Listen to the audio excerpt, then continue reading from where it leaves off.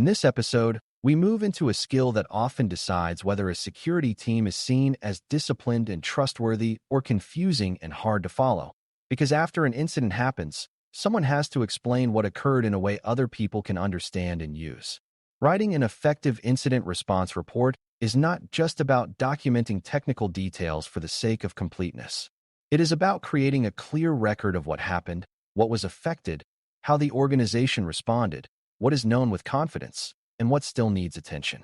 For brand new learners, this matters because security work is not finished when the threat is contained or the suspicious activity stops. The organization still needs to learn, communicate, improve, and sometimes defend its actions to leadership, auditors, customers, or legal reviewers. A strong report helps all of that happen. A weak report, on the other hand, can make a serious incident even harder to understand after the fact, leaving teams with confusion instead of lessons and leaders with uncertainty instead of confidence. Before we continue, a quick note. This audio course is a companion to our course companion books. The first book is about the exam and provides detailed information on how to pass it best. The second book is a Kindle-only ebook that contains 1,000 flashcards that can be used on your mobile device or Kindle. Check them both out at cyberauthor.me in the Bare Metal Study Guide series. At its core, an incident response report is a written explanation of a security incident and the organization's handling of it. The report should help the reader understand the event from beginning to end without forcing that reader to reconstruct the story from scattered chat messages, ticket notes, or memory. That means the report is not just a storage container for facts. It is a communication tool, a record of actions, and often a bridge between technical work and business understanding. For a beginner, it helps to think of the report as the official memory of the incident. People involved in the response may remember the stress, the urgency, and the turning points, but those impressions fade quickly. The report is what remains when the pressure is over. If it is written well, it helps the organization preserve what matters, including the incident timeline, the impact, the response steps, the decisions made, and the lessons that should shape future handling of similar events. If it is written poorly, valuable knowledge can disappear almost immediately. One of the first things to understand is that incident response reports usually serve more than one audience at the same time. Technical teams may read the report to understand exactly what happened on affected systems and how the response unfolded.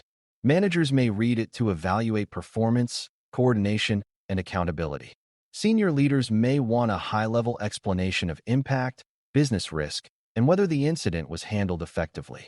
Compliance, audit, or legal teams may rely on the report to understand documentation quality, evidence handling, and whether obligations were met during the response.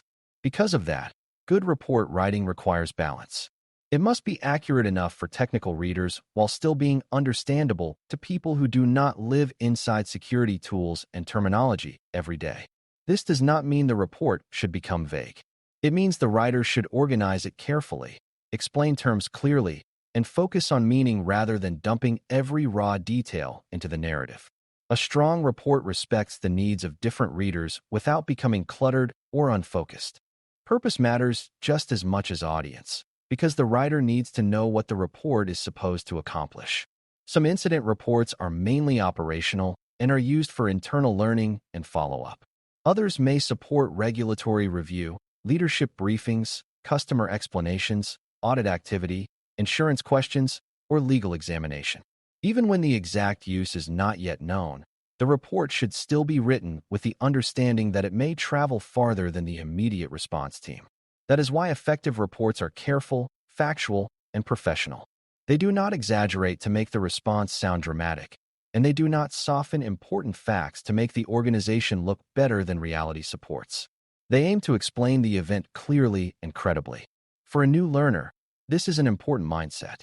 The report is not a place for emotion, blame, or guesswork dressed up as certainty. It is a place to document what happened, what was done, and what the organization understands as a result. That purpose should shape every sentence from the beginning of the report to the end. Timing is another major factor in effective incident response reporting. If a team waits too long, details become harder to verify, people forget important steps, and key evidence may no longer be easy to connect to the story. If a team writes too early and treats early assumptions as final truth, the report may preserve errors that later create confusion or mistrust. Good reporting, therefore, depends on disciplined timing. Often there is an initial report or summary written while the event is still active or just after containment, followed by a more complete report once the investigation has matured and the facts are clearer. For beginners, the important idea is that report writing is not just a final administrative task done after everything else.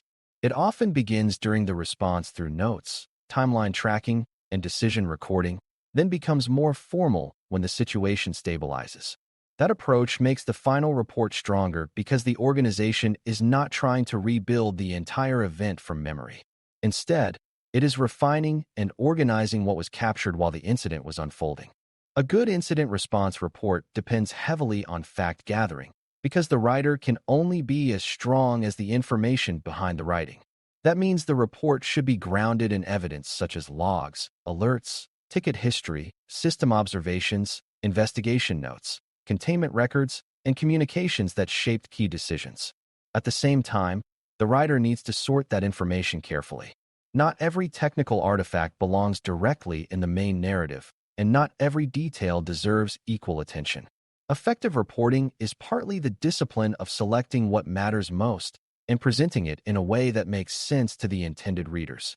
One of the biggest mistakes beginners make is treating report writing like a download of everything the team collected. That produces documents that are long but still unclear. A stronger report uses evidence to support the story instead of burying the story beneath evidence.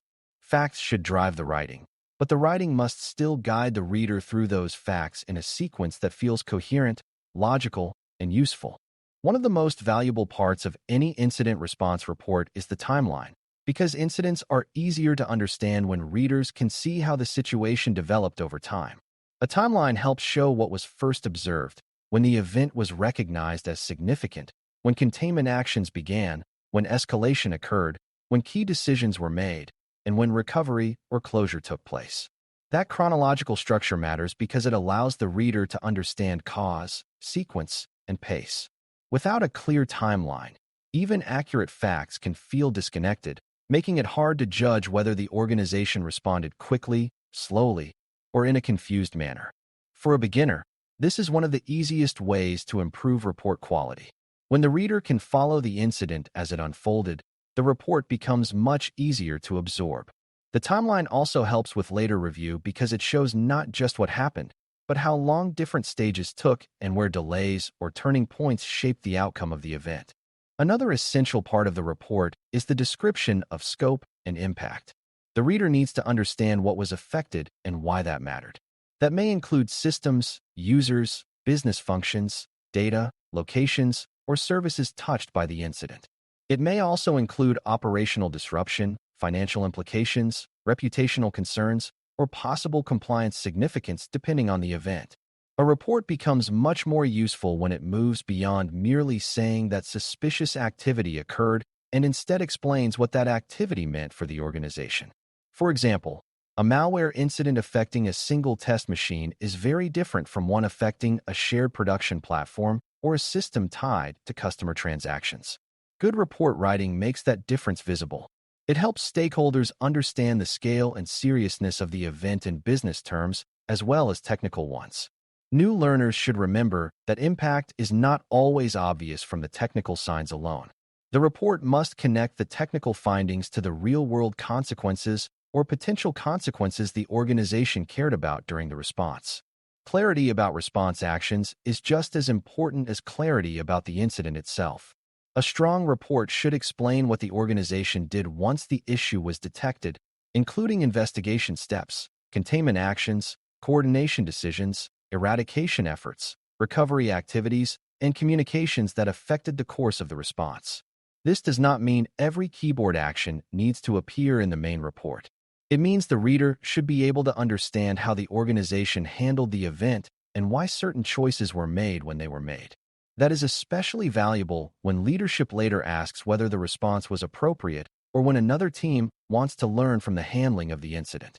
For beginners, this is where the report shows that incident response is more than a technical chase. It is a structured effort involving judgment, timing, and coordination.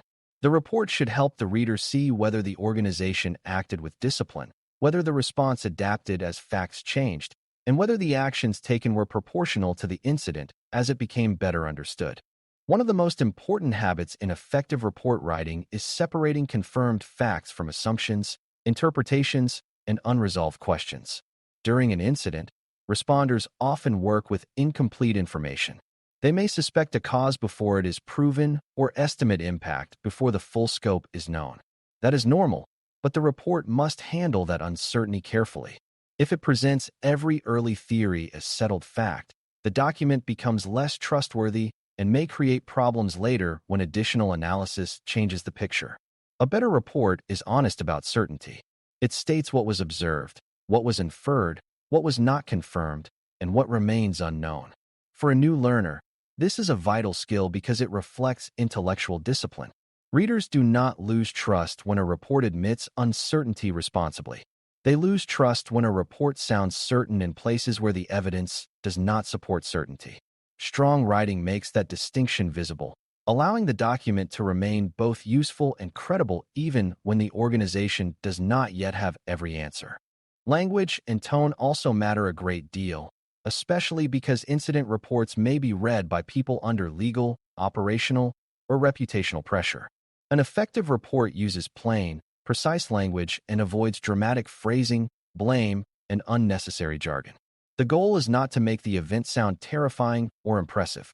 The goal is to make the event understandable. A reader should not have to translate dense security language just to grasp the main facts. At the same time, the report should not become so simplified that it loses important meaning. Good writing strikes a balance by being direct, calm, and specific. For beginners, this often means choosing clear description over technical performance. Instead of trying to sound advanced, the writer should try to sound accurate and useful. Tone matters here because incident reports often shape how leadership and other teams view the security function. A calm, factual report suggests control and maturity. A messy or overly emotional report can make even a competent response appear less disciplined than it really was. Another key element is accountability, though that must be handled carefully. An incident response report should identify decisions, actions, ownership, and areas where coordination succeeded or fell short, but it should not turn into a blame document. The purpose of the report is to support learning and organizational understanding, not to shame individuals or make the writer sound superior. That said, useful reports do not hide meaningful process failures. If escalation was delayed, if communication broke down, if recovery was slowed by missing documentation, or if system ownership was unclear, those facts should be recorded in a professional and constructive way. For a beginner, this is an important distinction. Effective reporting does not pretend the response was perfect when it was not. It also does not target people unfairly when the deeper problem was structural or procedural. The best reports are candid about what worked and what did not. They help the organization improve by naming real gaps while keeping the focus on process, coordination, and future readiness rather than personal embarrassment.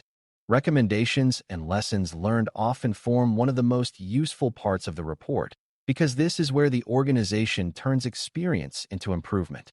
A report should not end with the incident simply being over. It should help explain what changes would reduce the chance of a similar event or improve the response if a similar event happens again.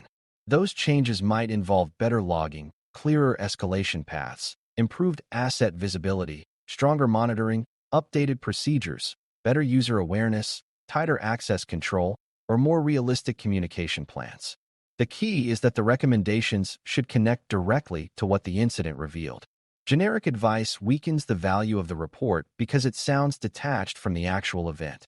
Strong recommendations are specific, grounded, and tied to the observed gaps or successes. For a new learner, this helps show why reporting matters so much. The report is not only a record of what happened. It is one of the main ways an incident creates organizational memory and practical improvement instead of fading into a temporary crisis that teaches very little. A simple example shows why all of this comes together in one document. Imagine a company experiences a phishing-related compromise that leads to suspicious access in an internal finance system. A weak report might say that an employee clicked a malicious message, the account was reset, and the issue was handled. That summary sounds neat, but it tells the reader very little about timing, scope, business effect, detection quality, or how the response actually unfolded. A stronger report would explain when the phishing activity was first noticed, how the account misuse was detected, which systems were affected, whether sensitive transactions or records were exposed, how access was contained, who was notified, what recovery steps were taken, and what weaknesses in email filtering, user awareness, or access monitoring contributed to the event. It would also distinguish between what was confirmed and what remained under investigation. That version of the report gives leaders confidence, gives technical teams something they can learn from, and gives the organization a real basis for improvement instead of a thin administrative summary.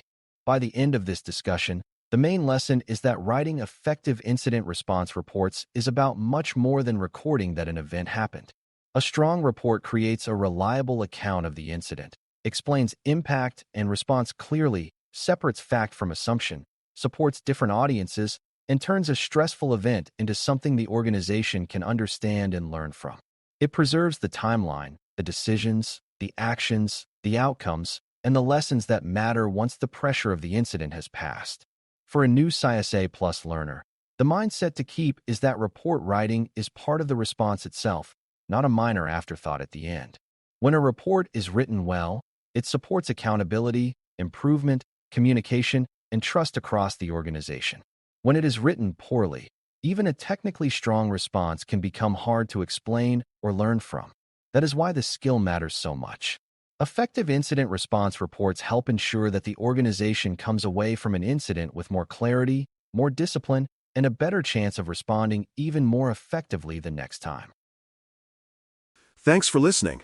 For more audio courses, daily newsletters, and more, please visit baremetalcyber.com.